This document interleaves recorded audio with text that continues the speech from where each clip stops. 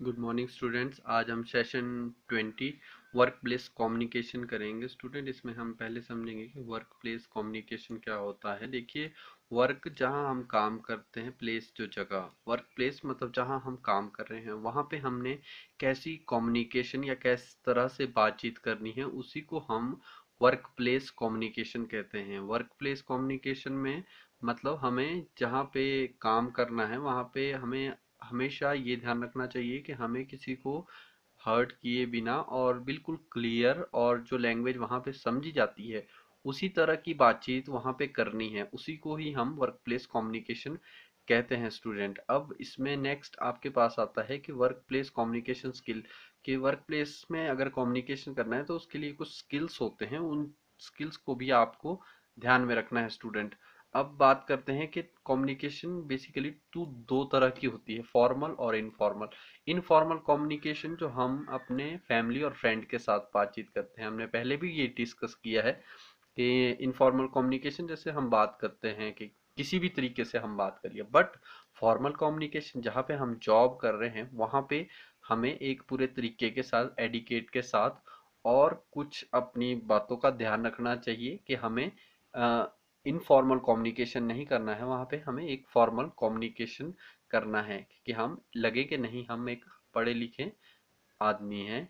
ठीक है स्टूडेंट, क्यों? क्योंकि वहाँ पे ऐसा होता है कि आपको आपके जूनियर के साथ भी बात करनी है और आपके अपने सीनियर के साथ भी बात करनी है। तो ऐसा नहीं हो कि आपकी कंप्लेंट हो या कोई आपको पीठ पीछे भला बुरा कहे कि नहीं, इसे तो बातचीत करने का तरीका नहीं पता। तो उस को अवॉइड करने के लिए आपको हमेशा फॉर्मल कम्युनिकेशन यूज करनी चाहिए। स्टूडेंट, और ग्रोथ के लिए भी अगर आपकी कम्युनिकेशन स्किल अच्छा होगा तो आपकी जिस कंपनी में आप काम करते हैं वहाँ आपको जल्दी जल्दी ग्रोथ भी मिलती रहेगी। स्टूडेंट, अब जो यहाँ पे कुछ टिप्स दिए हैं आपको कि वर्क प्लेस कम्युनिकेशन के लिए कि स्किल क्या, किन बातों का आपने ध्यान रखना है। फर्स्ट है इसमें बी क्लियर एंड ट्रांसपेरेंट। कि जब भी बात करनी है तो बिल्कुल साफ और ट्रांसपेरेंट, मतलब पारदर्शिता होनी चाहिए आपकी बातों में। ऐसा नहीं हो कि आपने बात करी और वो किसी को समझ नहीं आई और कोई उसको अंडरस्टैंड नहीं कर पाया। ठीक है स्टूडेंट, तो आपको इस चीज का ध्यान रखना है। उसके बाद है बी वेल प्रिपेयर्ड। मतलब जब भी आपने किसी से कोई बात समझानी है या बतानी है या किसी टॉपिक के बारे में बात करनी है तो पहले से उसके लिए प्रिपेयर होके जाएं। स्टूडेंट, प्रोफेशनल तरीके से कम्युनिकेशन करें, प्रिपेयर होके जाएं, तभी आपको उस कम्युनिकेशन के अच्छे रिजल्ट मिलेंगे। नहीं तो क्या होगा कि आप प्रिपेयर होके देंगे, बोलना कुछ था और बोल कुछ और ही आ गए। तो इसलिए प्रिपेयर होके जाएं स्टूडेंट। उसके बाद है बी प्रिसाइज। इट मीन्स कि आपने क्या करना है, जब भी कम्युनिकेशन करनी है तो ठीक से कम्युनिकेशन करनी है। ऑर्गेनाइजेशनल मैटर, मतलब जो कम्युनिकेशन है वो विद इन ऑर्गेनाइजेशन के लिए ही होनी चाहिए। ये नहीं आप कोई अपनी पर्सनल बातें करें, नहीं, आपने सिर्फ अपनी कंपनी से रिलेटेड या अपने कंपनी के काम से रिलेटेड ही बात करनी है, उसी के बारे में डिस्कस करना है स्टूडेंट।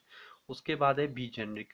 जेनरिक का मतलब यहाँ पे होता है कि आपने अपना जो ठीक से अपना काम दूसरों को बताने के लिए, मतलब ऐसा है कि उनको भी लगे कि नहीं आप इस चीज के बारे में जानते हैं, जानकारी रखते हैं। स्पेशली आपने अपने प्रोफेशनल लेवल का और अपने जो पॉइंट्स हैं जिनके बारे में आप बताने जा रहे हैं उन चीज का भी ध्यान रखना है। स्टूडेंट, नेक्स्ट है इसमें बी असर्टिव। इट मीन्स कि आपने जब भी कोई बात करनी है, कोई भी कम्युनिकेशन करनी है तो हमेशा औरों की फीलिंग्स के साथ हर्ट नहीं करना है कि किसी को बुरा लग जाए। ठीक है, और हमेशा अपनी जो कम्युनिकेशन है उसके लिए ऑनेस्ट रहना है। जो आपने बोला है वो भी औरों को समझ आना चाहिए, और बोला है आपने तो आपको ये भी होना चाहिए कि हाँ, ये मैंने बात करी है, मैंने कही है, चाहे वो किसी भी टॉपिक पे हो। बट ऐसा ना करें कि किसी की फीलिंग के साथ खेलें, तो वो भी गलत होता है स्टूडेंट। लास्ट इसमें डू नॉट एज्यूम, मतलब मान खुद से ना कुछ सोचे, एजम्पशन ना करें कि मैं ये सोच रहा हूँ ऐसा होगा, ऐसा होने वाला है, ऐसा ना करें।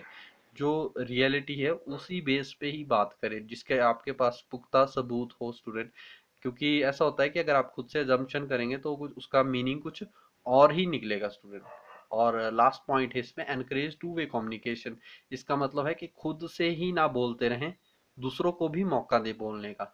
मतलब वन वे कम्युनिकेशन ना करें, टू वे कम्युनिकेशन करें। क्योंकि आप किसी को कुछ समझा रहे हैं तो उसकी भी बात सुने, हो सकता है उसके पास आपसे ज़्यादा अच्छा आइडिया हो तो आप उसकी बातों को भी सुने। ठीक है स्टूडेंट, थैंक यू।